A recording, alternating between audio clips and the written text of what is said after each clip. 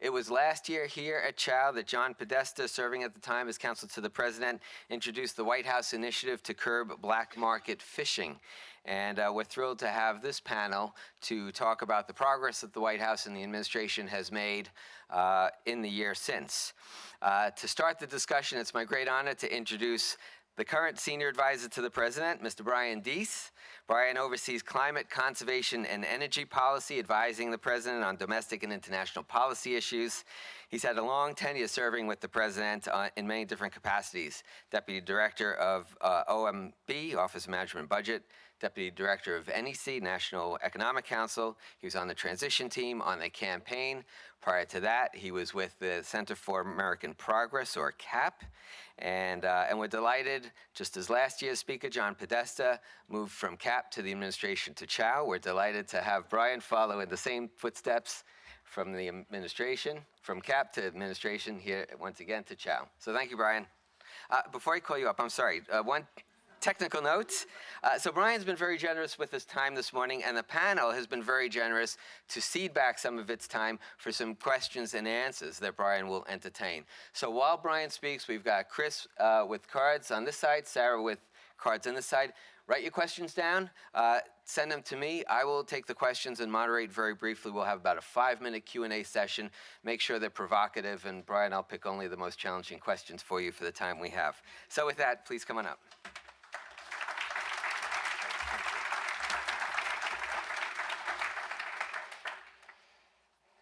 Thank you very much, Jason, and thank you to all of you.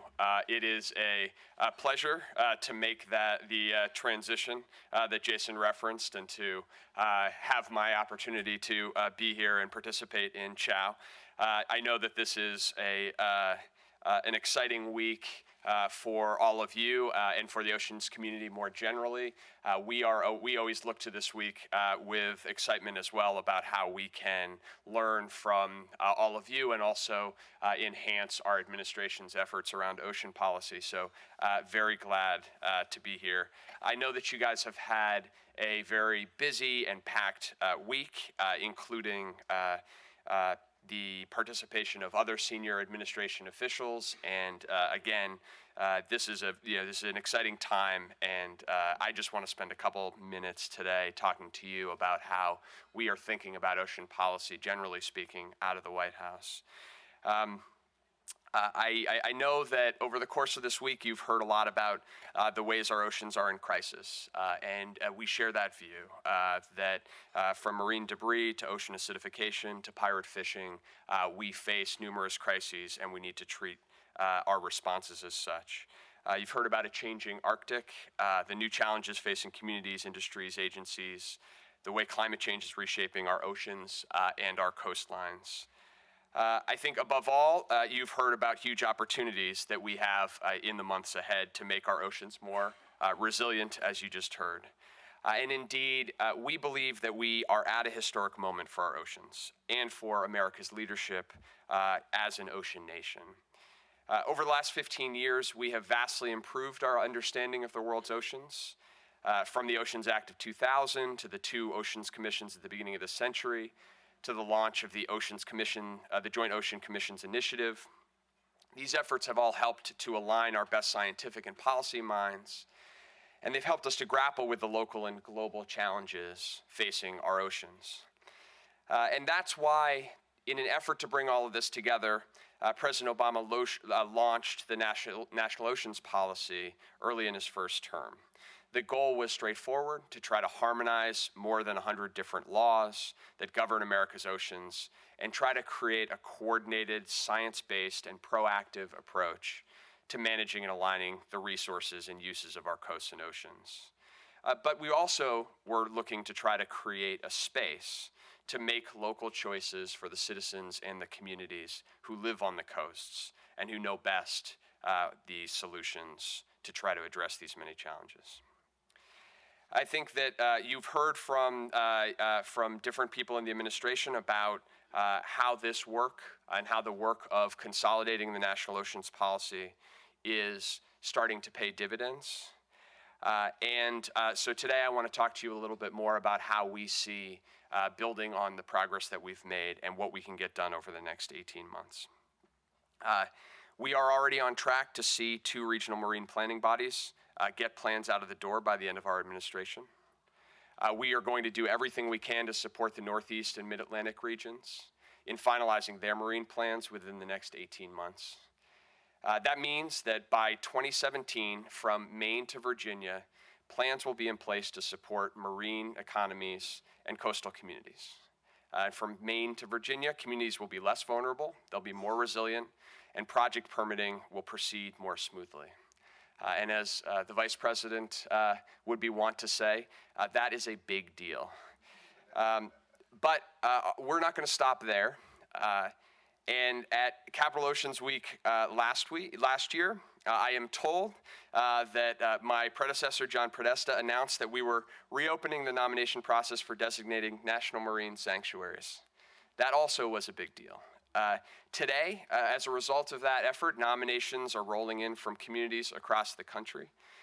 And since then, the President has also made several really significant announcements for marine protected areas here in the United States. In September, the President used his authorities under the Antiquities Act to create the world's largest marine protected area that is totally off limits to commercial extractive activity by expanding the Pacific Remote Islands Marine National Monument. In December, President Obama protected the unique ecosystem and world-class fisheries of Bristol Bay, Alaska, by permanently withdrawing those areas from consideration for oil and gas leasing. Just a few weeks after that, the President expanded protections in the Beaufort and Chukchi Seas by permanently withdrawing nearly 10 million acres of pristine Arctic Ocean ecosystems from consideration for oil and gas leasing, more than any previous administration has done. And more recently, after years of research and the dedication of local advocates, NOAA more than doubled the size of 2 marine sanctuaries off the coast of California. So I think it's fair to say that in the year since, we've been busy. On conservation issues, we've also learned that when America leads, we see other countries step up and take action as well, which is why we were incredibly heartened and excited to see the British create a vast new marine protected area around the Pitcairn Islands earlier this year, which now stands as the largest contiguous marine protected area in the world. It also spurred our competitive juices as well. They now have the claim for the largest contiguous area, and we're looking at what we can do about that. But if I can leave you with one message today, though, it is this. While all of these actions have been significant and substantial, and that we are very proud of the progress that we have made, we are not done. And we are seeking to use the last 18 months that this president is in office to try to do everything we can to consolidate the gains that we've made and seek to make additional gains on ocean policy as well. This spring, the U.S. took over chairmanship of the Arctic Council. The Arctic environmental protection and addressing climate change are going to be chief priorities for the next 2 years in that process. We intend to use our platform in the Arctic Council to elevate the challenges of a changing climate in the Arctic in a way that has never been done before. As you all know, the Arctic is warming twice as fast as the rest of the planet. The changes to the landscape and oceans are already dramatic. Receding ice means that hurricane-force storms are now battering the Arctic coastline. Thawing permafrost is pockmarking the landscape with sinkholes. And a warming global ocean and receding sea ice will mean that eventually some fish will expand their ranges to reach into the Arctic. And we all know that where fish go, fishing vessels usually follow.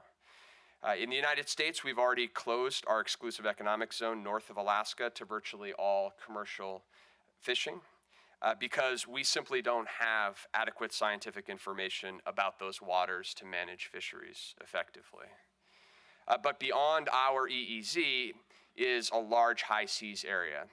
And because of climate change, parts of the Arctic high seas are now ice-free for many parts of the year. And as the Arctic continues to grow warmer, more of the Arctic Ocean will be open water for more of the year. So this year, the State Department is going to lead an effort to prevent unregulated commercial fishing from beginning in the Arctic high seas. Negotiating with the 4 countries that play the biggest role in the Arctic, Canada, Denmark, Norway, and Russia. Our ultimate objective in this effort is to forge a binding agreement, not only with those 4 countries, but with other major fishing powers that would prevent commercial fishing in the high seas of the Arctic Ocean until or unless we have the scientific information we need to form effective fisheries management systems. And we want to put in place an international mechanism like a regional fisheries management organization for managing Arctic fisheries.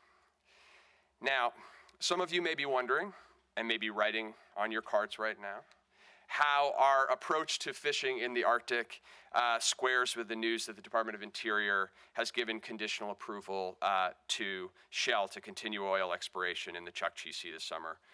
So I do want to take a moment to put that announcement in context.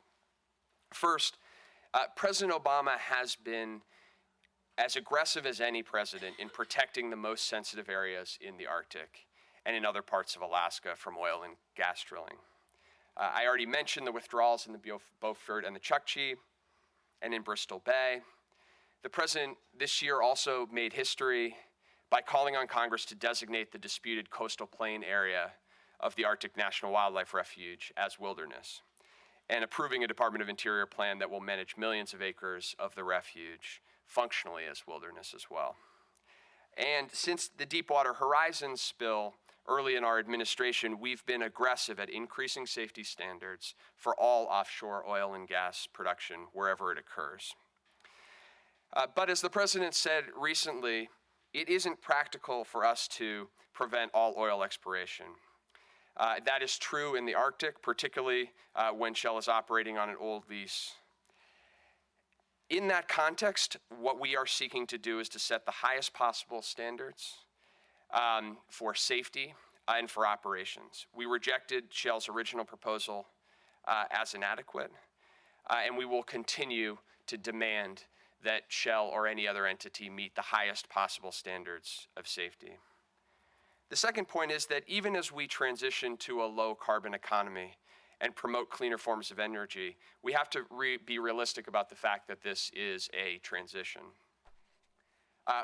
We do need to do more to accelerate this transition, and the president is doing historic things to try to cut carbon pollution here in the United States and promote a transition to a durable, low carbon and clean energy economy.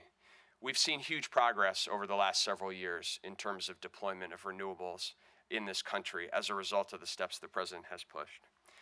But as we go through this transition, our economy will still need to use oil and gas. And all else being equal, it's better for the oil to come from the United States, where we can set the highest possible environmental protections on the books, and that we can set those standards for other countries to follow as well. Beyond the Arctic, we're looking at all the other forums that we can take advantage of to boost environmental protections for our oceans. I want to touch on a couple of them with you here today. First is the Trans-Pacific Partnership, otherwise known as TPP. A lot has been said about TPP, but not enough has been said about what it would do for our oceans. This agreement, if constituted, would institute historic protections and mandates in the toughest ever environmental standards for our trading partners in the Pacific Rim. For the first time in any trade agreement, we would negotiate prohibitions on some of the most harmful fishing subsidies, including those that contribute to overfishing. We're protecting biodiversity hotspots in some of the most fragile ecosystems on the planet, and we're including regulations to tackle wildlife trafficking, illegal fishing, and illegal logging. These are all issues that the president is 100% committed to addressing, that we believe we can address effectively in the context of TPP, and by function of the fact that TPP will be the first trade agreement to ever have binding environmental rules in the core of the trade agreement. We'll have the capacity to enforce against any country that violates these strong new rules that I just went through. I also wanted to give you an update on another priority that we're driving forward, which is tackling black market fishing and seafood fraud. Again, in the year since the administration has been here at CHOW, we've been very busy. And the reasons, as you know well, is because this is a very serious issue. Even as the United States has made historic progress in sustainable fisheries management, we're not able to avoid the scourge of black market fishing because we import the vast majority of seafood that we consume.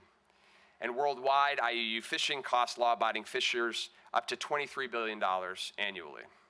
Causes damage well beyond the fishing industry itself, as illegal fishing vessels can serve as vectors for criminals who traffic in drugs and guns and human beings. So since the implementation of the plan from the President's task force came out earlier this year, we are now focused like a laser on execution. Let me preview a few milestones and get a little specific.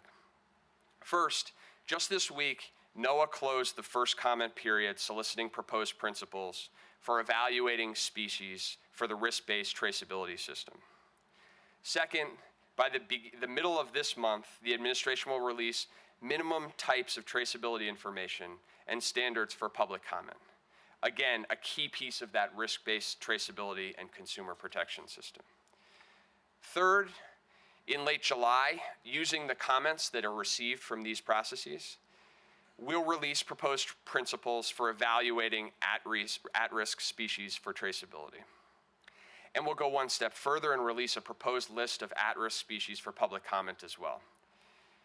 This is going to be a big deal, and this is going to help shape the first stages of our traceability system. And I go into a little bit of our programmatic detail here because I want to ensure all of you of the commitment that we have that by the end of President Obama's time in office, we will have completed all of the rulemakings and other regulations necessary to have those standards in place for data collection, which will first be applied to at-risk species, and we will have implemented the voluntary trusted trader program. We are on track to do this, but it's going to take a lot of work for us to get to the finish line, and we are committed to do so. In fact, there's a lot more detail that I'm not laying out here, and I know my colleagues from state, NOAA, FDA, USAID will walk through the details of this action plan on the next panel. I would just reiterate our commitment. We will get this done. And it also goes without saying that every step in the way, we'll be relying on this community. All of you who care about the health of our oceans, to respond to the comment periods, to bring new information to the table, challenge us when you think we're falling down on the job, give us advice, raise the public profile of these issues, help keep engaging with the industries, and build support for the IUU Task Force's plan. We want you to keep pushing us to be ambitious as we can, and we want all of you to keep pushing to build support so that this plan remains durably in place well beyond our administration. In closing, we know the challenges facing our ocean. They are paramount. But we've also seen over President Obama's time in office just how much the ocean community can accomplish when we work together. I'm confident that we can take maximal advantage of this last 18 months to accomplish new big things on conservation in marine protected areas, on protecting the Arctic, on furthering good fisheries management, and tackling this thorny and difficult issue, finally, of black market fishing. So I would just close by thanking all of you. Thank you for your passion. Thank you for your engagement. Thank you for continuing to advocate and to push us on this issue. I think that we have a real opportunity, as I said, a historic opportunity, and we want to make the maximum use of our time left. So thank you, and I will look forward to taking a couple of your questions.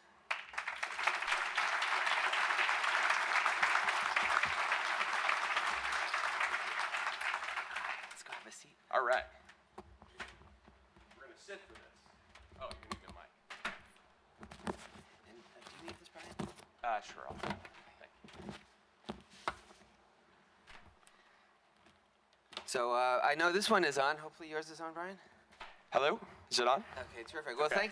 thank you for some great questions. And after asking the panel's indulgence for 5 minutes, I'm going to ask your indulgence for 5 minutes because we're going to extend the panel 5 minutes into lunch. So we'll close that at 12:20. make sure the panel can get everything it wants to discuss out on the floor for everybody. So we got some great questions. I'm going to start with the specific and build to the general. A couple of specific questions on the TPP. One with where it's at now in Congress, given that there are some provisions in there the administration might not be terribly accepting of relating to climate change, and then another question on TPP implementation if it does get through Congress. Sure. So just in terms of the, first on the legislative landscape, you hear a lot of these acronyms, TPP, TPA, et cetera. Right now, what Congress is considering is passing TPA, Trade Promotion Authority. That's the vehicle that presidents of both parties have had for decades, which enables the executive branch to go out and negotiate an agreement with trade agreements with other countries. Our objective is that with Trade Promotion Authority, that the president and his team could conclude negotiations of TPP with partner countries here in short order. And then at that point, there is a very substantial process of public input and public comment before it is signed and then before it is considered by Congress. So that's sort of the logistics. In terms of the substance, there are several things that are quite exciting about the prospect of TPP with respect to our oceans. The first is a threshold issue, which is that prior to this negotiation, the treatment of environmental provisions in trade agreements has been principally as a side issue. They've been negotiated outside of the four walls of the trade agreement, and what that means is that all of the enforcement provisions, the ability to apply trade sanctions to another country, did not apply to the environmental provisions. That will change for the first time in history because of TPP. So for the first time, the environmental provisions of the agreement will sit in the core of the agreement and will be subject to all of the dispute remedies possible, so that we as the U.S. government will have new tools to enforce these agreements. Secondly is some of the substantive provisions, as I mentioned, that we have been looking to try to, in the international arena, to try to have binding ways to get at, for example, harmful fishing subsidies in the WTO and other contexts, and have for several years, and in fact decades, not found a way to do so. And now we have the opportunity in an area that represents 40% of global fishing activity to apply those in an agreement, which again would be subject to all of the binding enforceable provisions in a trade agreement. So we believe that if we can get this done, that it will represent a historic opportunity to advance key ocean policy objectives. The president's very focused on that issue and has directed Mike Froman, his trade representative, and the team to focus on really trying to use this as a vehicle to advance these ocean policy objectives, and we believe that we can get that done. Okay, thank you. I want to acknowledge a lot of questions came in on what I would clump together as gaps between the politics and the science, gaps in governance in terms of what the administration is doing along the Mid-Atlantic and New England and Alaska, for example, and then gaps in management and communication. Christy Goldfuss and Dr. Holdren addressed the issue of the Arctic vis-a-vis the rest of the country, I think, extremely eloquently. Folks, if they missed it, can catch that online. And you addressed it yourself, Brian. And we've discussed a lot of those other questions over the course of the last 2 days. I'd like to turn, for the short time that we've got left, to a question that that Ms. Goldfuss did address, but I think it'd be well served to hear from you as well. And it's with all of the wonderful initiatives that you've undertaken, the wonderful progress of the administration, as you think about legacy, as you think about the next administration, how do you ensure that all of the good work that you guys have done remains beyond the term of this president? Well, I will say, for starters, the way we do that is to stay unbelievably focused over the next 18 months on doing everything that we can to advance the agenda, because and that's how the president is coming at issues generally speaking, and how the team is focused on it as well. I think a second thing is to focus on how can we institutionalize processes and substance that we have pushed forward. And I think this black market fishing issue is a great example, where what you'll hear from the panel, and what I can assure you from internally, is that when we bring all of the agencies together and try to get an action plan down to say how are we going to hit our marks, a big part of those conversations internally is around how are we putting these rules in place in a way that we are really taking seriously people's concerns, whether they are institutional, whether they are between agencies, whether they are reflective of the industry's concerns, so that when we lock in a process, or we lock in a system, it reflects the best thinking and the pragmatic judgments of everybody involved. That doesn't mean that you're always going to reach consensus. In fact, that rarely is the case. But that you have a considered process where ideas and options have been fully thought through. It's much harder to roll back something where you have a broad set of stakeholders who all feel bought into the process than it is to move something out that does not reflect that sort of input.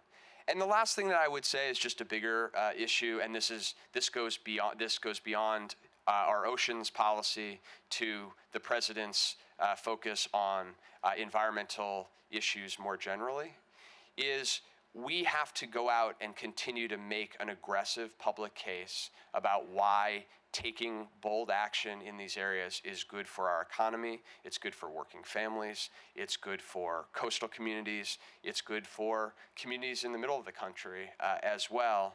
And we need to continue to win the argument in the public debate so that we can continue to have the space going forward. And that is a challenge that many of you have been working on for decades.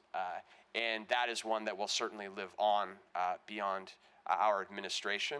But we're very focused on making sure that we're using our time and our resources to elevate these issues and make the case about why they are in the public interest, so that that case strengthens going forward. Okay, I think that's a wonderful note to end Brian's speech and questions. Thank you very much, Brian. Pleasure to have you.